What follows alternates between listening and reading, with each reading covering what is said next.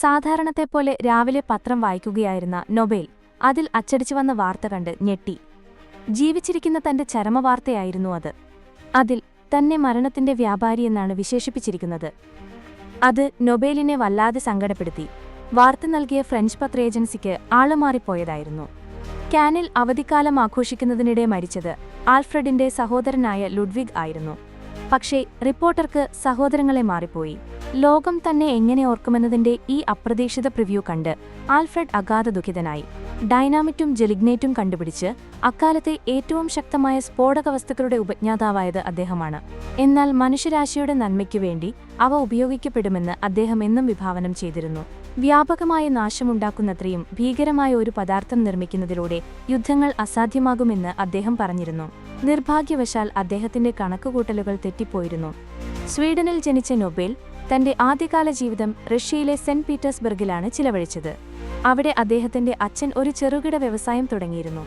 Russian സർക്കാരിനു വേണ്ടി കടലിൽ സ്ഥാപിക്കുന്ന മൈനുകൾ നിർമ്മിക്കുകയായിരുന്നു അച്ഛന്റെ ബിസിനസ്. നൊബേലിന് ഒരു എഴുത്തുകാരനാകാനായിരുന്നു ആഗ്രഹം. എന്നാൽ അച്ഛൻ കരുതിയത് ശാസ്ത്രജ്ഞനാകുന്നതാണ് കൂടുതൽ നല്ലത് എന്നായിരുന്നു. അങ്ങനെ 16 വയസ്സുള്ളപ്പോൾ ആൽഫ്രഡിനെ പ്രശസ്ത ഫ്രഞ്ച് രസതന്ത്രജ്ഞനായ തിയോഫൈൽ പെലൗസിന്റെ ലബോറട്ടറിയിൽ അപ്രന്റീസായി അയച്ചു. അവിടെ വെച്ച് ഇറ്റാലിയൻ രസതന്ത്രജ്ഞനായ അസ്കാനിയോ സോബ്രേറോയെ അദ്ദേഹം പരിചയപ്പെട്ടു. സോബ്രേറോ താൻ കണ്ടുപിടിച്ച ഒരു കൗതുകകരമായ പദാർത്ഥത്തെക്കുറിച്ച് നൊബേലിനോട് പറഞ്ഞു. പൈറോഗ്ലിസറിൻ എന്ന പേരിൽ അറിയപ്പെടുന്ന ഈ എണ്ണ പോലെയുള്ള ദ്രാവകം വലിയ ശക്തിയോടെ സ്ഫോടനമുണ്ടാക്കുമെന്ന് നൊബേൽ മനസ്സിലാക്കി. സോഡിയം ഹൈഡ്രോക്സൈഡ് ഉപയോഗിച്ച് കൊഴുപ്പുകളെ സംസ്കരിക്കുമ്പോൾ ലഭിക്കുന്ന ഗ്ലിസറിൻ എന്ന പദാർത്ഥത്തെ നൈട്രിക് സൾഫ്യൂറിക് ആസിഡുകൾ ചേർത്ത മിശ്രിതവുമായി പ്രവർത്തിപ്പിച്ചാണ് സോബ്രേറോ ഇതുണ്ടാക്കിയത്. ഈ ആശയം 1838 സ്വിറ്റ്സർലൻഡിലെ ബാസൽ സർവകലാശാലയിലെ രസതന്ത്ര പ്രൊഫസറായ ഫ്രീഡ്രിക് ഷോൺബെയ്ൻ ആകസ്മികമായി നടത്തിയ ഒരു കണ്ടെത്തലിനെക്കുറിച്ചുള്ള കഥയിൽ നിന്നാണ് അദ്ദേഹത്തിന് ലഭിച്ചത്. ഇതിന്റെ രാസനാമം നൈട്രോഗ്ലിസറിൻ എന്നാണ്. ഇത് ചൂടാക്കുമ്പോൾ തീപിടിച്ച് കത്തും. എന്നാൽ താപനില 220 ഡിഗ്രി സെൽഷ്യസിലെത്തുമ്പോൾ നൈട്രോഗ്ലിസറിൻ പൊട്ടിത്തെറിക്കും. മാത്രവുമല്ല, ഇത് ചെറിയ ആഘാതങ്ങൾ സംഭവിച്ചാലും പൊട്ടിത്തെറിക്കുമായിരുന്നു. പൊട്ടിത്തെറി നിയന്ത്രിക്കാൻ കഴിഞ്ഞാൽ ഇതുകൊണ്ട് പല ഗുണങ്ങളുണ്ടാകുമെന്ന് ആൽഫ്രഡ് ചിന്തിച്ചു. ആൽഫ്രഡ് നൊബേലും കുടുംബവും സ്വീഡനിലേക്ക് മടങ്ങി. അവിടെ നൈട്രോഗ്ലിസറിൻ ഉൽപ്പാദിപ്പിക്കാൻ ഒരു ഫാക്ടറി സ്ഥാപിച്ചു. എന്നാൽ വൈകാതെ തന്നെ അപകടം സംഭവിക്കുകയും ഇളയ സഹോദരൻ മരണപ്പെടുകയും ചെയ്തു. പക്ഷേ അദ്ദേഹം പരീക്ഷണം തുടർന്നുകൊണ്ടിരുന്നു.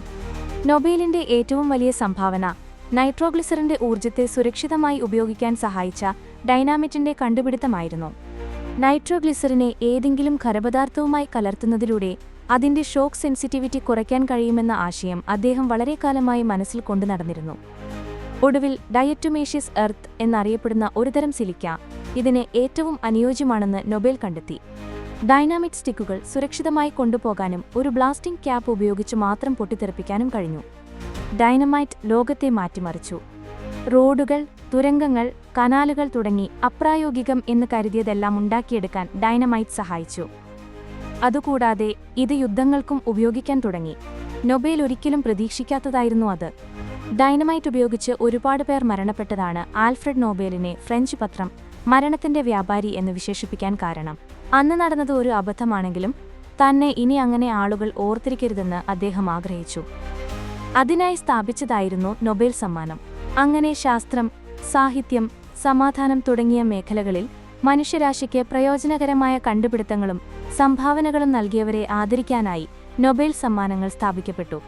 1901 ആദ്യത്തെ നൊബേൽ സമ്മാനം നൽകിയത്. ചുരുക്കത്തിൽ ഡൈനാമൈറ്റിന്റെ കണ്ടുപിടുത്തവും അതിന്റെ ദുരുപയോഗവും നൊബേലിന് വലിയ മാനസിക സംഘർഷമുണ്ടാക്കുകയും അതിന്റെ ഫലമായി മനുഷ്യരാശിയുടെ നന്മയ്ക്കായി പ്രവർത്തിക്കുന്നവരെ ആദരിക്കാൻ അദ്ദേഹം തന്റെ സമ്പത്ത് ഉപയോഗിക്കാൻ തീരുമാനിക്കുകയും ചെയ്തു. ഇന്ന് നൊബേൽ എന്ന് കേൾക്കുമ്പോൾ ഭൂരിപക്ഷം പേരും ഡൈനമൈറ്റിനെ ഓർക്കുന്നുണ്ടാവില്ല. മറിച്ച് അവർ ഓർക്കുക ലോകത്തിലെ ഏറ്റവും അഭിമാനകരമായ ഒരു പുരസ്കാരമായിരിക്കും. അതായിരുന്നു ആൽഫ്രഡ് നൊബേൽ എന്ന കണ്ടുപിടുത്തക്കാരൻ ആഗ്രഹിച്ചതും.